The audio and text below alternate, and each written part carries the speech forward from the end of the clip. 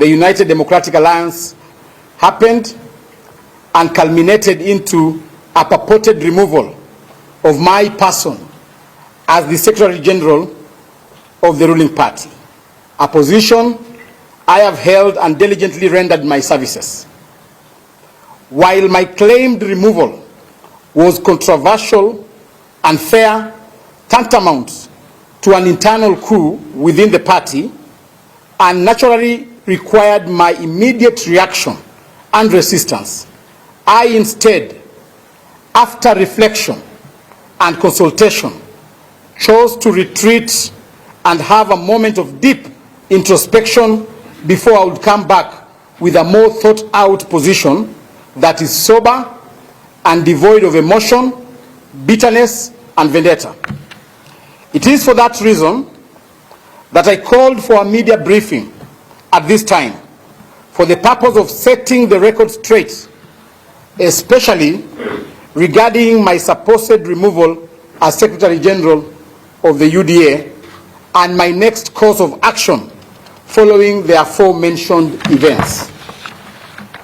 This is also in acknowledgement that my continued silence over such grave occurrences continues to cause unnecessary confusion and anxiety among my supporters and the UDA party members, while it could also be wrongfully construed as an admission of guilt. In this regard, ladies and gentlemen, I wish to state as follows.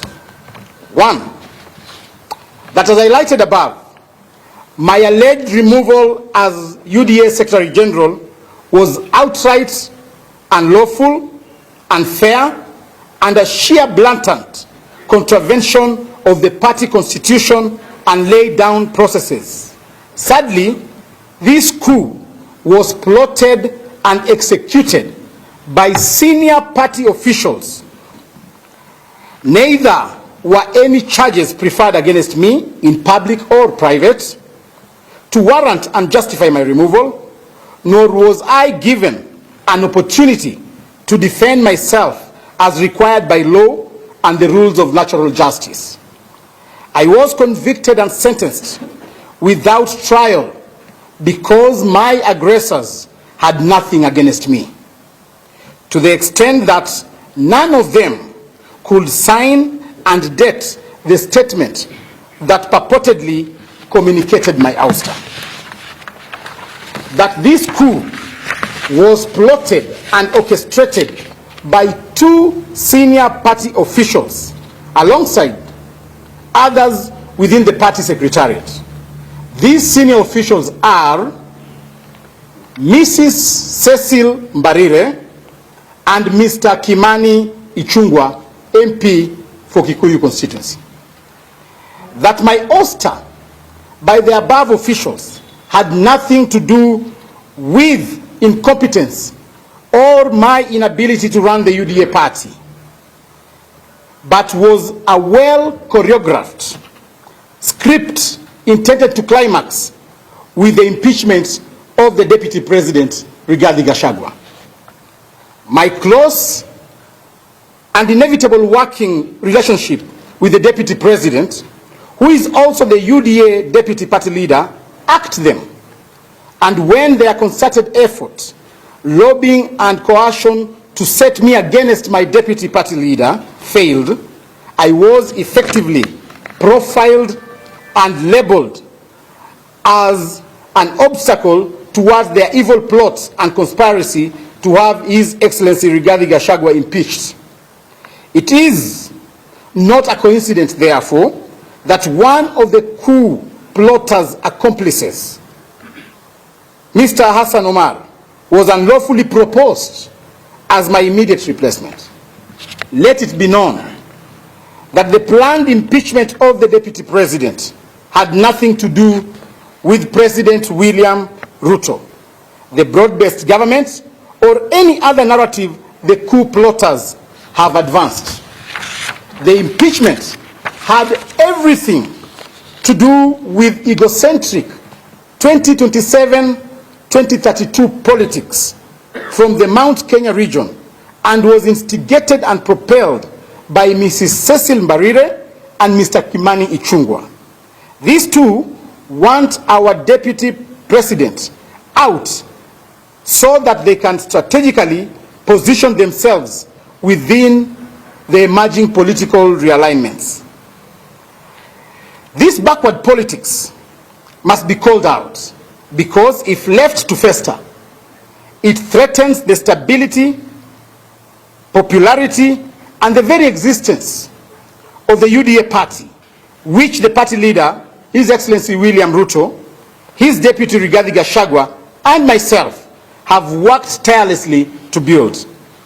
That this, I want you to hear, that this is just one of the 18 evidence-backed accusations I have against Mrs. Cecil Mbarire and Mr. Kimani Ichungwa. The two are aware of this, are afraid, and it is the reason they had to hurriedly, illegally, and unceremoniously purport to have me removed from office.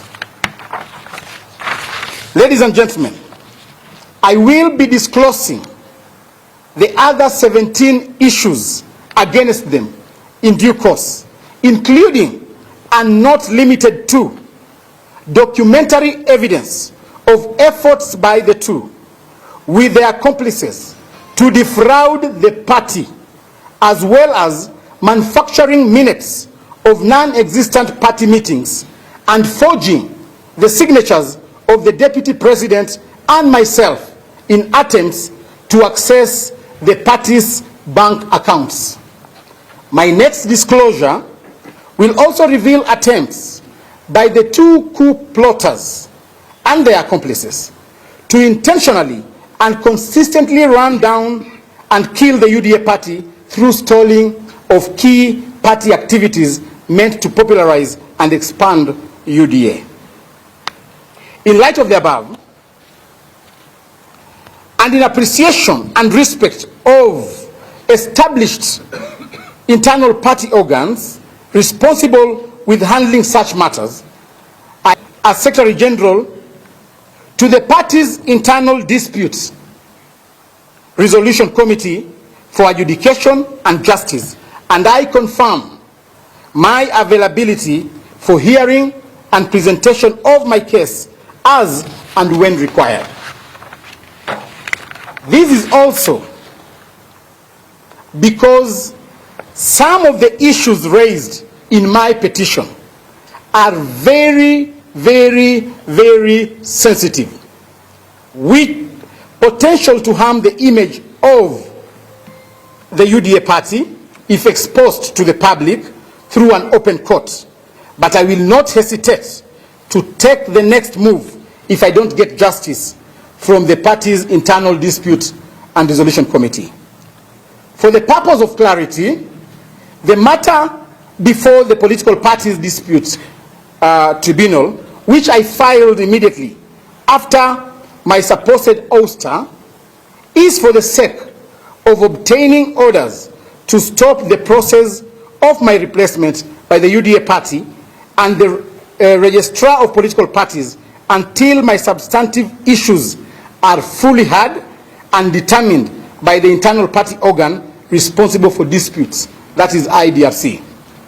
While I am pursuing this process and to ensure non-interference with the proceedings, I am demanding, therefore, that Mrs. Cecil Mbarire and Mr. Kimani Ichungwa step aside as UDA party officials because their actions and intentions clearly portray them as having ill motive against the UDA party they purportedly serve and might interfere with this matter.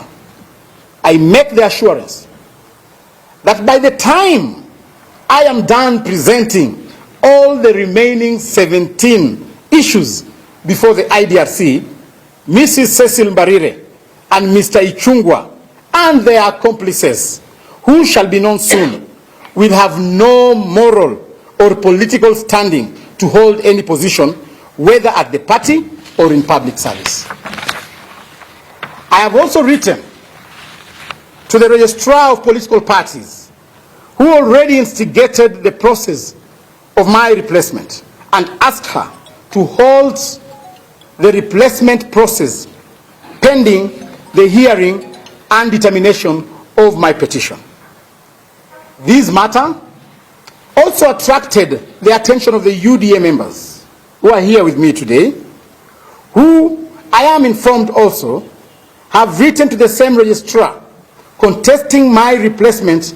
Thus, there are grounds for the registrar to stop the same under the Political Parties Act until this matter is dispensed within. The registrar of political parties also directed the UDA party to hold elections within 180 days, and for the avoidance of doubt. Therefore, I am announcing today that I will be seeking to retain the position of the Secretary General of UDA party when party elections are held, to get a direct mandate from party members so that a few early risers with ill motive will never again contemplate meeting secretly at 5 a.m. under heavy security to demean a ruling party by illegally removing a serving and deserving Secretary General. I will also be rallying party members to amend the party constitution and ensure no leader in elective position is allowed to serve as a party official, except the party leader and his deputy. These will cushion the party from being misused as a tool to settle selfish, personal, and regional political scores, as is happening currently. While at this, I wish to offer my voluntary advice to my good friend, the truthful man, the deputy president and the deputy party leader of UDA, His Excellency Rigathi, that he should not be deceived into letting down his guard regarding the issue of his impeachment. I am putting it to him that the coup plotters are not yet done. Free advice. If he wants to go and sleep, let him go and sleep. But the coup plotters are just on sleep mode. They are yet to be activated. As I conclude, may I state that my interest in all this is purely the pursuit of justice, and to clear my name from possible speculations regarding my legal removal.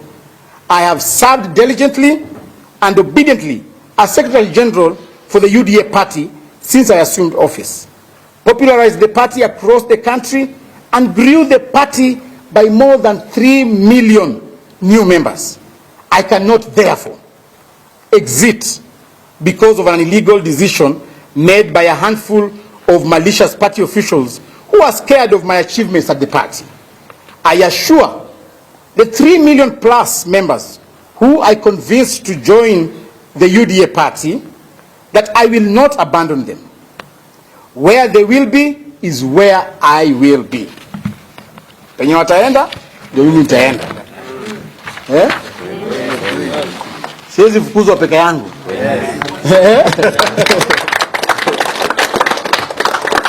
Finally, let there be no doubt that until the issue, or rather the issues I have elucidated above, are adjudicated upon and settled fairly, amicably, and conclusively by the relevant organs, I remain the lawful Secretary General of the UDA party.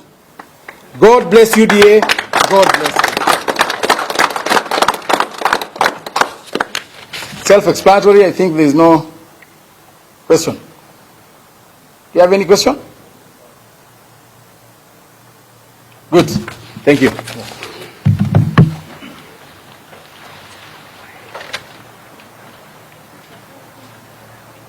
Even me, I am dear friends.